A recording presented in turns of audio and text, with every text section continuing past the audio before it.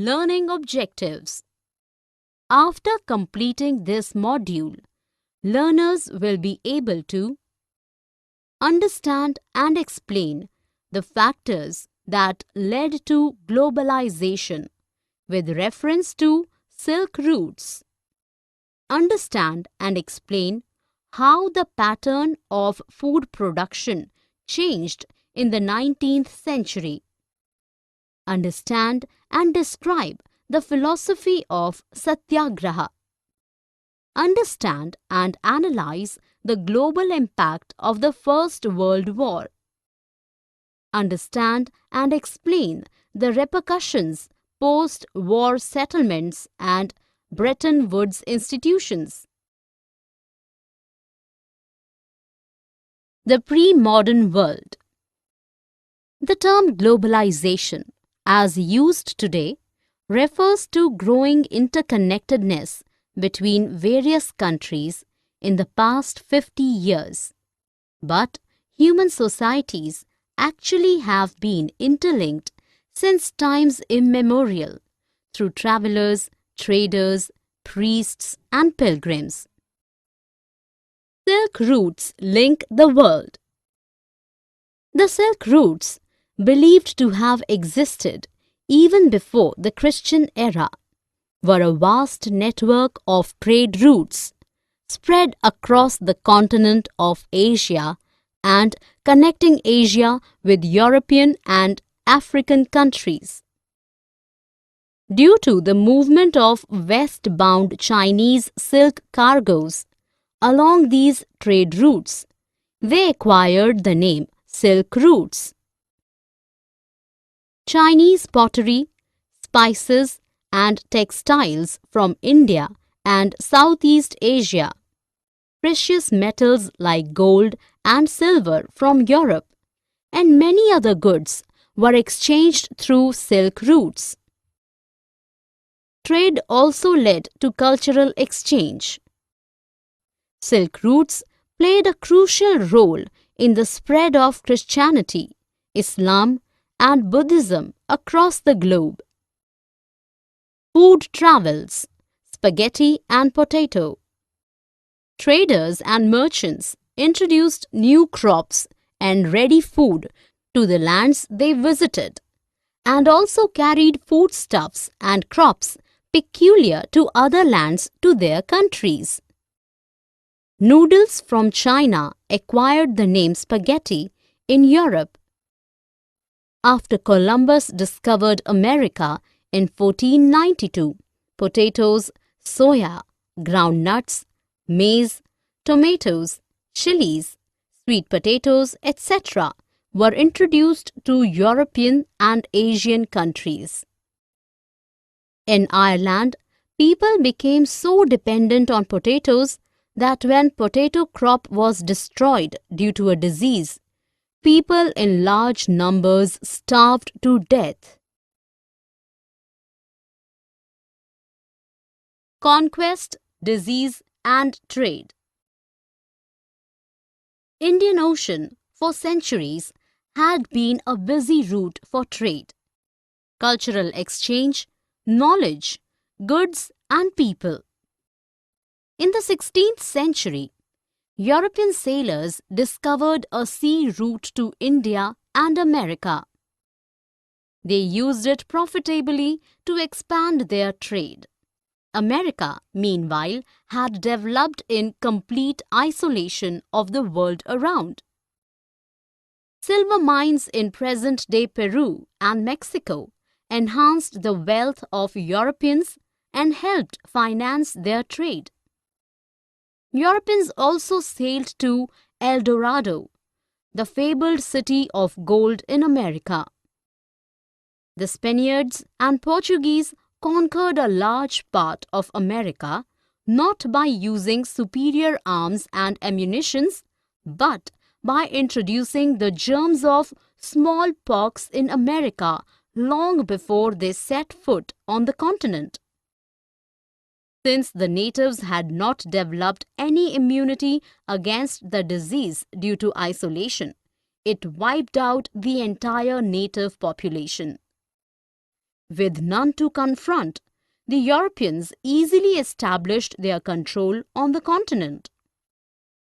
Hunger and poverty was widespread in 19th century Europe. Religious conflicts and persecution of dissenters was commonplace. To escape punishment, the dissenters often fled to America, where the Europeans already had huge plantations, where African slaves grew sugar and cotton for European markets. Till the middle of 18th century, India and China were the richest countries. By 15th century, while China minimized trade interactions with foreign countries, America rose in importance, which shifted the focus of trade to Europe. The 19th century, 1815 to 1914. Economists recognize three types of flow or movements within the international economic exchange in the 19th century society: flow of trade, flow of labor, flow of capital. A world economy takes shape. Corn Law, which restricted import of corns in Britain, was abolished under pressure from industrialists and urban dwellers. The local industry could not compete with the resultant fall in food grain prices. People lost work and migrated overseas. Industrialization led to higher income and more consumption in Britain. To meet the growing demand, vast agricultural lands in America, Australia, Russia, and Eastern Europe needed more capital and labor. Capital flowed from financial centers in London. Millions of people migrated to America and Australia for employment and meet the demand for labor. By 1890, a global agricultural economy came into existence with complex changes in flow of labor, capital, and nature of trade. Role of technology. Major technological inventions and innovations like railways, steamship, telegraph, and technique of refrigeration during this period were the result of larger social, political, and economic factors. The colonizers needed better infrastructure for faster communication and movement of goods. Late 19th century colonialism. In 1885, big European powers met in Berlin to divide Africa into colonies. Due to deliberate division, most of the boundaries in the map of Africa are straight lines. Britain and France got vast overseas territories. Belgium and Germany became new colonies and US became a colonial power by late 1890s by acquiring some colonies earlier held by Spain. Rinderpest or the cattle plague.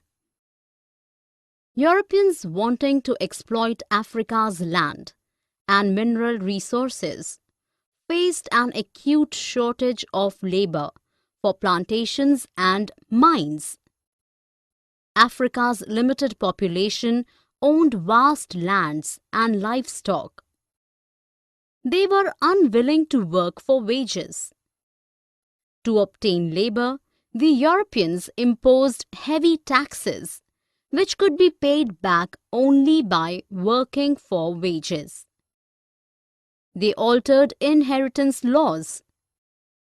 Only one person in the family could inherit land. The rest were forced to work for wages. Mine workers were not allowed to leave the compound. Amidst these developments arrived the deadly disease, Rinderpest, carried by infected cattle imported from British Asia. In 5 years, it killed almost 90% of the cattle. Loss of cattle forced the natives into labor market, facilitating European conquest of Africa. Indentured labor migration from India. In the 19th century, thousands of Indian and Chinese laborers went to work on plantations, in mines, road and railway construction projects across the globe as indentured labor. Indentured labor worked under contracts for a fixed duration.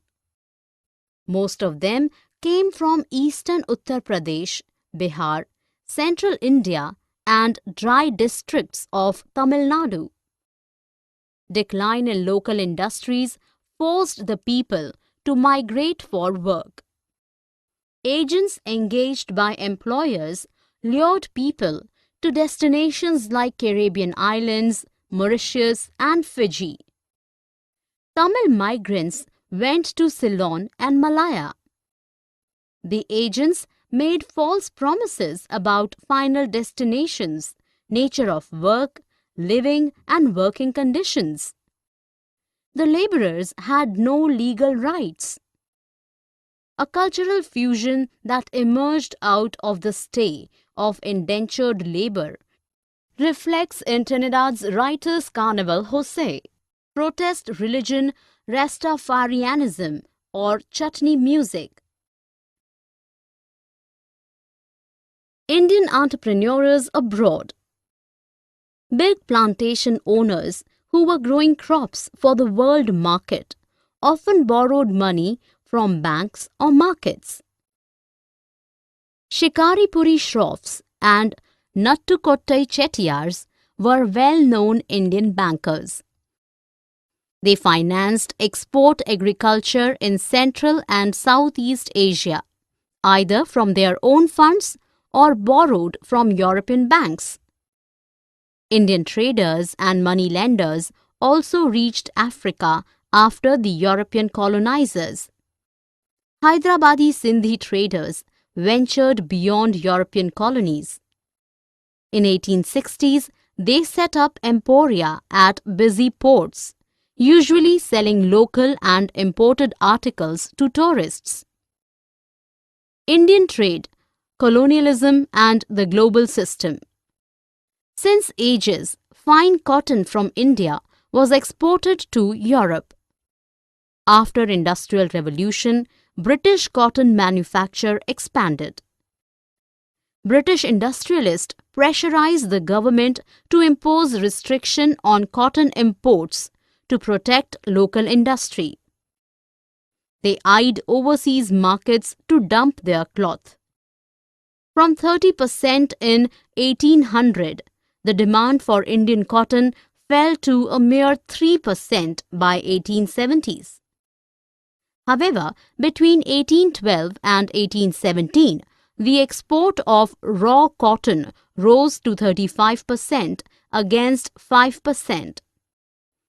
Indigo, used to dye fabric, also became a major item of export. Britain sold its goods at higher rates, but purchased raw materials very cheap from India. It created a trade deficit, which Britain used to balance its trade deficits with other countries, where its imports exceeded exports. Britain used income from Indian market to pay home charges to its working as well as retired British officials posted in India. It also included payment of India's external debts and expenditures on other British colonies. The Interwar Economy. The First World War, 1914 to 18, was mainly fought between two power blocs. The Allies, Britain, France and Russia, later joined by the US, and the Central Powers, Germany, Austria, Hungary and Ottoman Turkey. Wartime transformations. World's leading industrial nations confronted each other with machine guns, tanks, aircrafts, chemical weapons, etc. All products of modern, large-scale industries on a massive scale in the First World War. The war left 9 million dead and 20 million injured. It reduced the able-bodied workforce in Europe, depreciating household incomes. While men were engaged in war, women took up supposedly male jobs in factories. Economic ties between some dominant economic powers also ended with the war. Britain had borrowed huge amounts of money from US banks and US public. Post-war, US became an international creditor. US government and citizens owned more overseas assets than other governments or citizens owned in the US. Post-war recovery.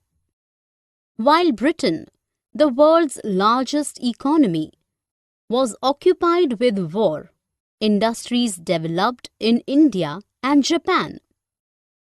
Post-war, Britain could not regain its dominant position in India or compete with Japan. Huge loans taken from the US made Britain a debtor country. The economic boom caused by the war came to an end after the war. Production in industries contracted and unemployment increased. During the war, Australia, Canada and America had increased wheat production.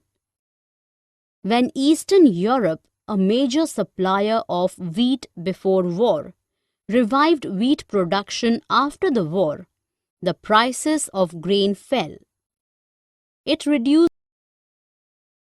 Rise of mass production and consumption. The US economy recovered from the impact of war in 1920s. Mass production became its characteristic feature. Henry Ford, well-known car manufacturer, adopted the assembly line method, which increased the pace of production while cutting cost and price of engineered goods. This method became popular in Europe too. From 2 million in 1919, car production in the US increased to more than 5 million in 1929. Large investments in house construction and the hire purchase system, which let people pay through monthly or weekly installments, brought about a consumer boom. Increased demand was accompanied by increased production, more income and prosperity in the US. The Great Depression. In 1923, the US and the European economies were well on the path of recovery till a major part of the world was hit by the Great Depression in 1929. It lasted till mid-1930s. Agricultural overproduction was one of the reasons. Excessive farm produce led to slump in prices and shrank the incomes of farmers. In 1929, investments reduced to 1/4 of the previous years in the countries dependent on loans from USA. During this financial crisis, USA withdrew its loans. Several banks in Europe as well as US closed. Many companies collapsed. India and the Great Depression. Due to the Great Depression, colonial India's exports and imports reduced to half between 1928 and 1934. But the colonial government did not reduce revenue demands. It severely hit Indian farmers. India's exports of precious metals and gold at this time only helped stabilize British economy. Mahatma Gandhi launched the civil disobedience movement in this background. Rebuilding a world economy, the post-war era. Post-war settlement and the Bretton Woods institutions. The post-war reconstruction was influenced by two major factors. 1. Emergence of US as the dominant economic, political and military power in the West. 2. Transformation of the Soviet Union from a backward agricultural economy into a world power. Post-war, the United Nations Monetary and Financial Conference, held in July 1944 at Bretton Woods in New Hampshire, USA, aimed at 1. Maintaining economic stability and optimum employment in the industrial world. 2. Control on the flow of goods, capital and labor by governments. The conference established the International Monetary Fund, IMF, to balance external surpluses and deficits of its member nations, and the International Bank for Reconstruction and Development, also called the World Bank, to finance post-war reconstruction. The Bretton Woods system was based on fixed exchange rates. In this system, an exchange rate for currencies was fixed against dollar. Dollar was valued against gold at a fixed price of $35 per ounce of gold. The early post-war years. Due to the Bretton Woods system, the world trade experienced an annual and stable growth rate of 8% between 1950 to 1970. The unemployed rate also averaged less than 5% in industrial nations. The developing nations followed in the footsteps of industrially advanced nations. Decolonization and independence. 2 decades after the Second World War, many colonies in Asia and Africa emerged as independent nations. Years of exploitation by colonial governments had drained them of their natural and economic resources. The IMF and the World Bank, established to meet the financial needs of the industrial countries, could not cope with the challenges faced by the former colonies. In the late 1950s, the Bretton Woods institutions focused on developing countries. Unfortunately, the newly independent nations had to seek guidance from the international agencies dominated by former colonial powers, who still wielded control over resources of their former colonies. They evade exploitation. The developing nations formed the Group of 77 or G77, and demanded a new international economic order, NIEO, for developmental assistance and economic promotion. End of Bretton Woods and beginning of globalization. From 1960s, unprofitable overseas involvements diminished the US's finances and competitive strength. The value of US dollar weakened against gold. Thus, the system of fixed exchange rates was replaced by the system of floating exchange rates. Mid-1970s onwards, the developing countries who could obtain loans or developmental assistance from the international institutions were directed to borrow from the Western commercial banks and private lending institutions. It caused increased debt crisis, lower incomes, and immense poverty in Africa and Latin America.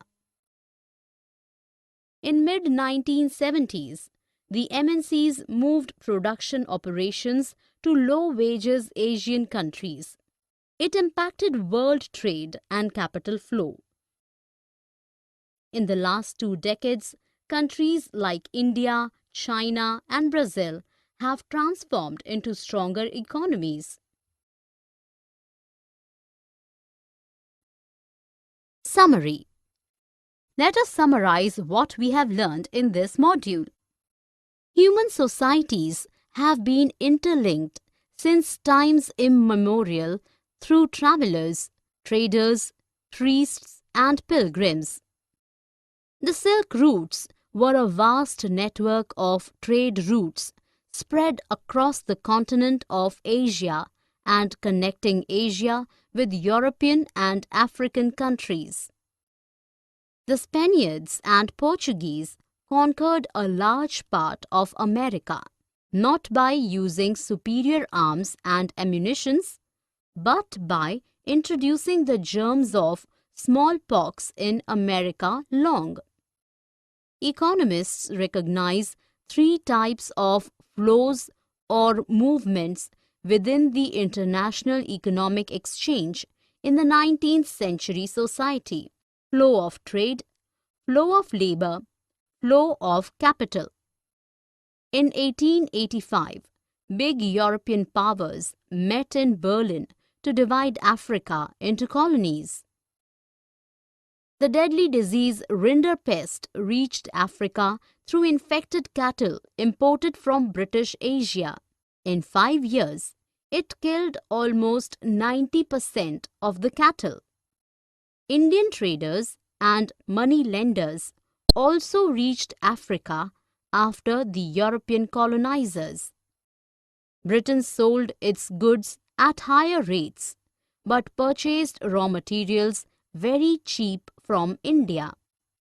In the First World War, leading industrial nations confronted each other with machine guns, tanks, aircrafts, chemical weapons, etc. The world was hit by the Great Depression in 1929. It lasted till mid-1930s. The Second World War broke out in 1939.